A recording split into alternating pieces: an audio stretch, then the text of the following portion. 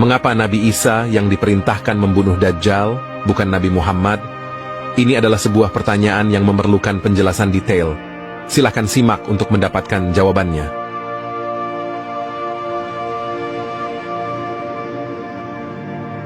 Assalamualaikum warahmatullahi wabarakatuh. Sobat channel Kabar Langit, banyak yang bertanya-tanya mengapa Allah memilih Nabi Isa untuk membunuh Dajjal dan bukan Nabi Muhammad Shallallahu Alaihi Wasallam. Dajjal adalah seorang manusia yang akan muncul di akhir zaman sebagai pemimpin orang-orang kafir dan sesat. Ia akan mengaku sebagai Tuhan dan menyesatkan banyak orang dengan berbagai tipu daya dan keajaiban palsu. Dajjal adalah musuh besar bagi umat Islam dan merupakan salah satu tanda besar kiamat. Berikut adalah 6 alasan yang menjelaskan mengapa Allah memilih Nabi Isa untuk tugas tersebut.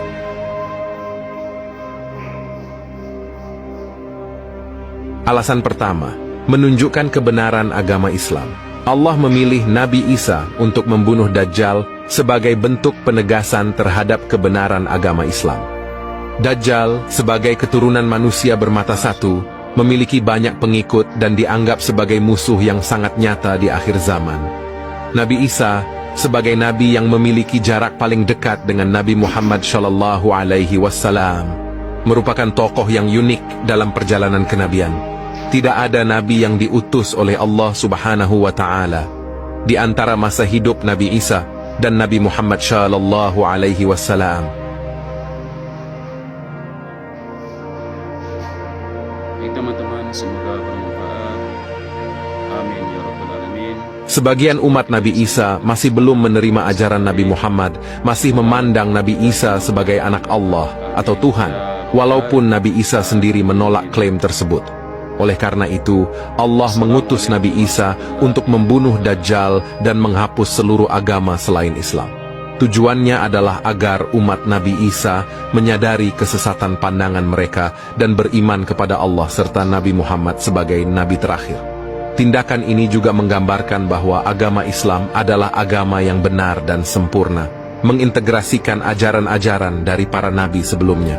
Agama Islam diidentifikasi sebagai agama rahmatan lil alamin, yang membawa kedamaian, keadilan, dan kesejahteraan bagi seluruh makhluk.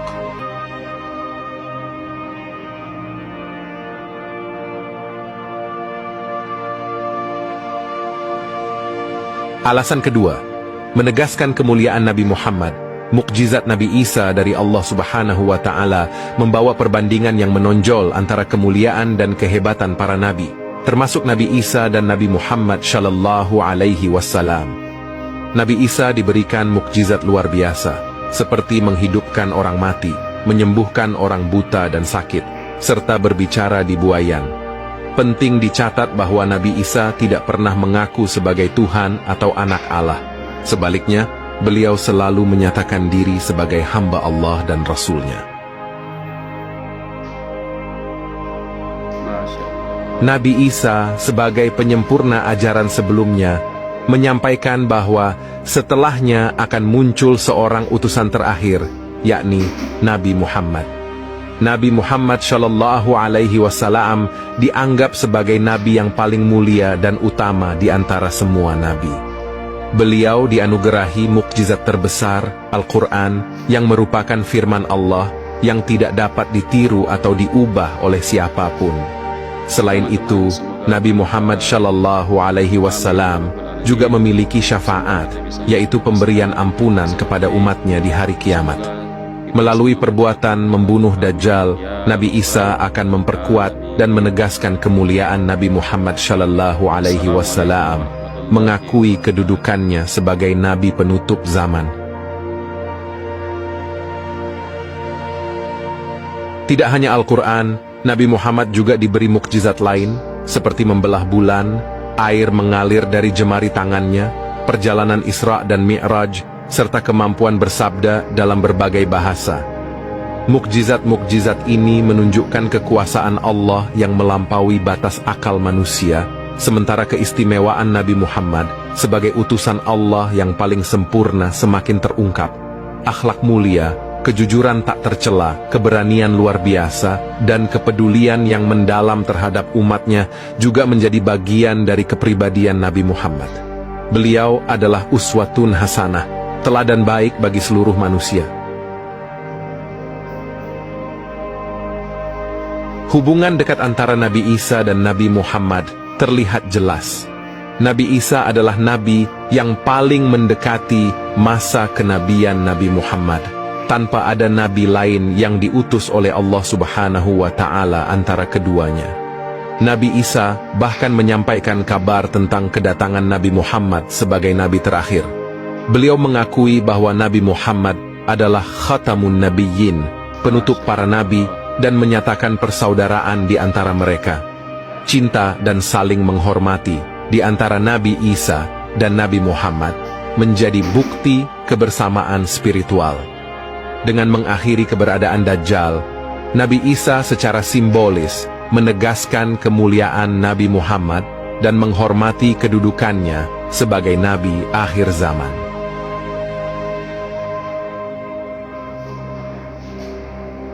Alasan ketiga, Nabi Isa masih hidup.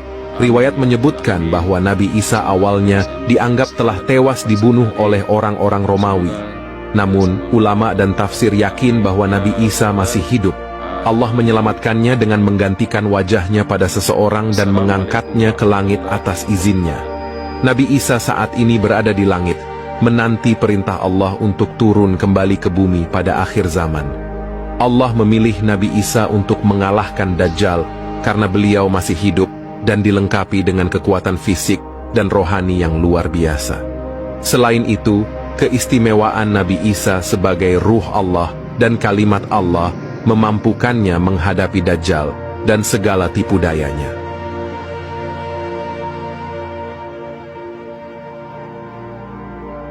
Keyakinan bahwa Nabi Isa masih hidup bersandar pada ayat Al-Quran yang menyatakan bahwa Allah akan menyelamatkan Nabi Isa dari kematian dan mengangkatnya ke sisinya.